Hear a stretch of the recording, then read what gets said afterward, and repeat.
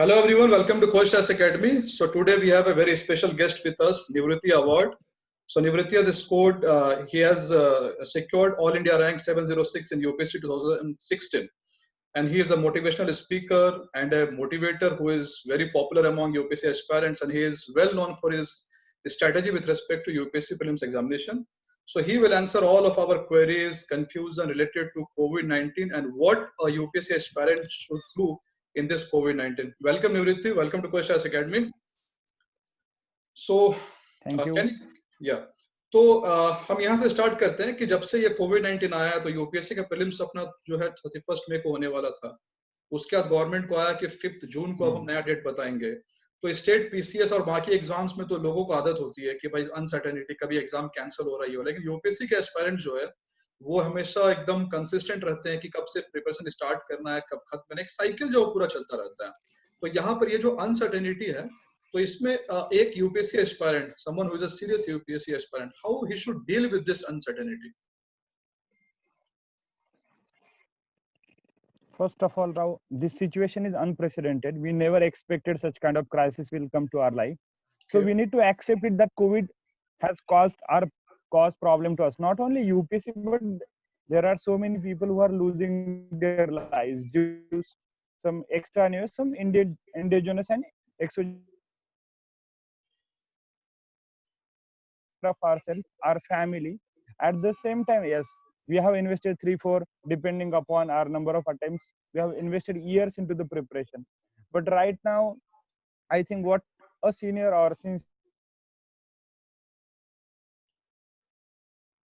time in some things in which we are lacking. I know that suppose today prelim would have happened, we would have cleared it. But what about our mains preparation? So every individual has to check their preparedness level for as far as mains is concerned or personality test is concerned. I think people should not be worried too much about prelims. One day prelim is bound to happen, whether it will be in August or September or whether it in July. So should not be worried about that.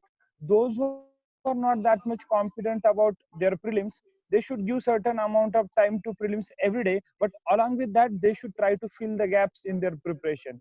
I, as an individual, I would have done value addition in my optional, where I was lacking, or where special thinkers I should have brought, special case studies, such kind of things. People in humanities optional or technical optional, they should focus on value addition in optional. At the same time, even GS mains is like very important. 1,000 marks are devoted for that. So per paper wise, people can make strategy. I know that most of the people are very much prepared. They could have done all the notes, but there is always scope for improvisation. There is always scope for improvement. I think instead of getting bogged down by the COVID crisis, I know that its crisis is real. We are not denying that. Nobody is denying. Even government is trying its best. Individual is trying its best. But at the same time, as an individual, we should not be distracted by this. I know that initially everyone was cautious or everyone was worried about COVID, but now we have become so relaxed in the sense though cases are rising, but we have stabilized mindset. So I think people should not be getting worried about the kind of shift UPC is doing like date, because they are also not sure about the logistic challenges. What will happen if we have to conduct prelim in next month? We know that, take example of Maharashtra itself. We are living in Maharashtra. In Maharashtra, major 2 cities are under COVID, and that too they are heavily infected. So in that case, if you have to give prelim center in Pune or Mumbai, it's very tough. So I think UPC will take time and will give a decision 15. Till then, we aspirants should be focused on value addition part in mains. And if you want to see some good documentaries, not only related to UPSCs, but general documentaries which help you in improving your interpersonal skills, your vocabulary, everything. As we as individuals, every day we are improving, every day we are actually evolving. So I think going by that strategy, we need to be motivated, at the same time taking care of ourselves and family. Okay, so do you suggest that the people who are at some stage of that, so the people who are well prepared for prelims examination, they should start focusing on mains along with the prelims examination, right? Definitely. Suppose they are little worried, then they can give 2 to 3 hours to prelims preparation. Like they can go for one practice test and analysis of that, and give remaining time to optional or mains as per their priorities. Okay. Now, what do you think that the people who are not so well prepared, for example, many people are there, many aspirants are there who say that they are not confident about the prelims examination. What do you suggest to them, to those people who are not well prepared at this point of time, what they should exactly do at this point of time? Those prepare, I think they are having, they should think that it is a blessings in disguise. They Okay. should focus on basics again. Like Okay. Lakshmikant, we take it for granted, or Spectrum, we take it for granted. Try to Okay. focus on that. Those who are like senior aspirants, but by not able to clear by 1 mark or 1 2 marks by small margin, those people should focus on their fundamentals where we are lacking.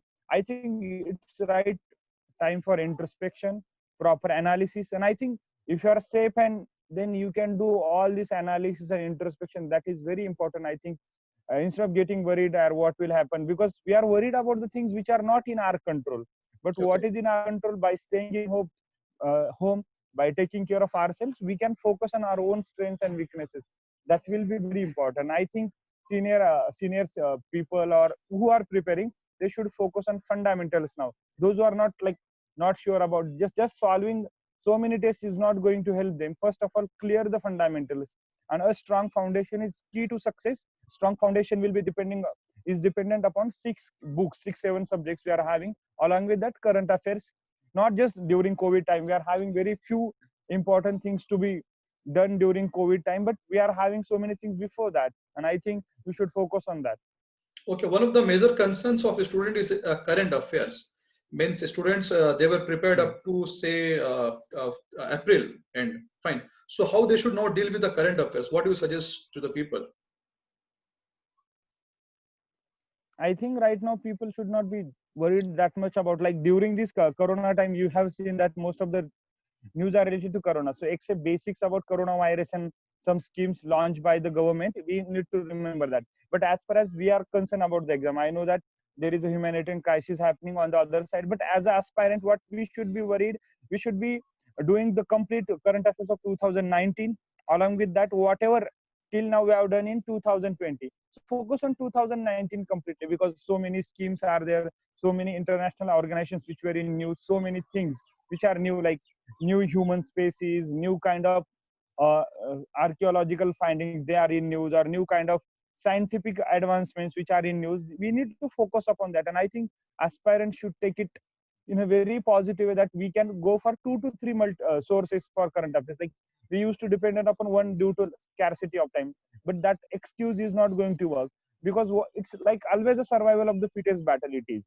Because Okay. those who are stable, those who are calm and composed, they are using it very productively. But those who are getting distracted, they will be left behind in the competition. That is, I think, nature's law. We should accept it. Okay, so there are many aspirants who are in some kind of already they were in crisis. Like some people left their jobs to prepare for UPSC. Some of the aspirants they were suffering from financial crisis. So these kind of people are highly demotivated at this point of time. So how they can motivate themselves for this UPSC in this uncertain time?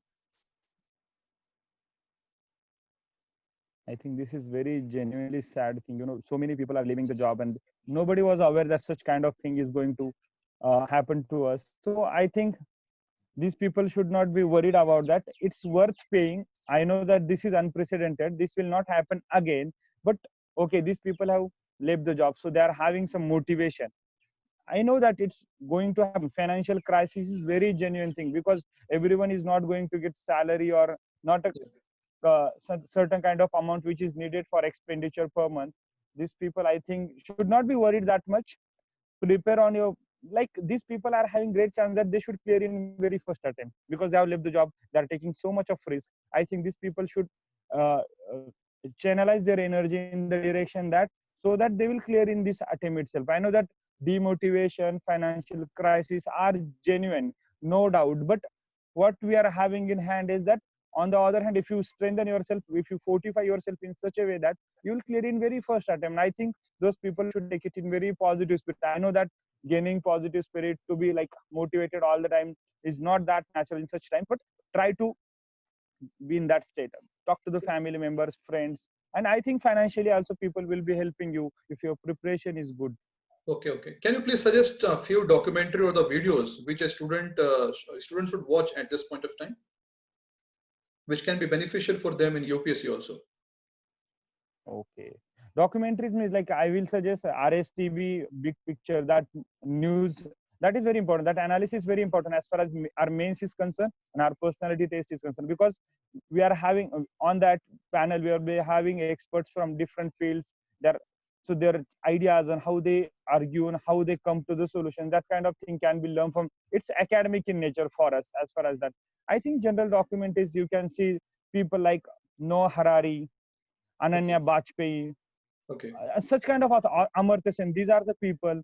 They are talking about such great issues, and I think we can go for that. And we are having internet is like true blessing if you are able to use it in a very productive way. So you just search on this, you will be getting everything. If you want to like add case studies and all that, EPW is a great magazine, not only for optional but in general studies also, like how a particular state is performing, how agricultural crisis in Vidarbha has happened, what are the reasons and how they are improving. So in GS also, you if you want to add some case studies and in order to get a distinctive edge in your answers, I think EPW, such kind of things are very handy now.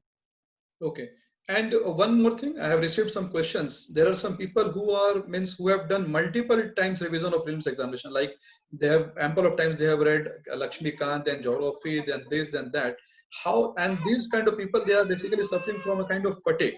So how to get rid of this fatigue kind of thing when you suffer? I mean, you are reading one material again, again, and again. How to deal with that? These people need to get away from prelims now, because once prelims is declared, government has assured that, or UPSC has assured that they will be given 30 days, and those people who are going through this fatigue kind of thing, they should relieve themselves from prelims burden now. They should focus on mains or some other extracurricular activities which will enrich their personalities, because there is no harm. Because once you're prepared, very well prepared, if prelim is going to happen tomorrow or after 2 months, that really doesn't matter, because these people are really prepared and they will be given enough time for revision. I think these people should move on to other round of exam or extracurricular activities if they can afford. Okay, okay, fine. Now, a few questions on prelims, how to approach the prelims, that question paper. So the first question is, how many questions one should attempt? This is a very general question, I think, among the aspirants. How many questions should I attempt in the paper? Again, I will say not diplomatically, but it's a very subjective question again. But what happens? It's very competitive exam. We are having so many aspirants who are sincerely preparing, failing by 1 or 2 marks. So in such cases, I think that by seeing the difficulty level of paper, people should go for 80 plus attempt. 80 If paper plus. is too tough, 80, 85 suffice. Uh, and suppose your preparation is damn good, you are really good, you can take risk, you can go for 95, 100 questions also. But I will suggest in attempting one more question beyond 90 is very risky also at the time. It's yielding also, it's yielding fruits also. So by seeing individual preparation, I think they can go for at least 90 decent preparation. Paper is tough and your preparation is normal, 80, at least 80. Okay.